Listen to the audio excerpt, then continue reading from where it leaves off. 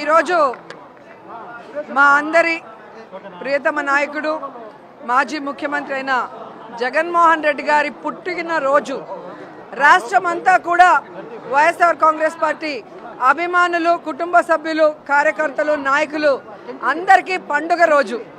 So ఇప్పుడే మేము నగిరిలో అంగరంగ వైభవంగా చేసుకొని తిరుపతిలో మా గురువు గారి సమక్షన జగనన్న పుట్టినరోజులు వేడుకల్లో పాల్గొనడానికి రావడం జరిగింది. నిజంగా చాలా హ్యాపీగా ఉంది. జగన్మోహన్ రెడ్డి గారి లాంటి నాయకుడు ఏ రాష్ట్రంలో ఎవరికీ దొరకడు. అనునిత్యం పేద ప్రజల గురించి ఆలోచిస్తాడు. కులం చూడడు, మతం చూడడు, పార్టీ చూడకుండా ప్రతి ఒక్కరికి మంచి చేసిన వ్యక్తి.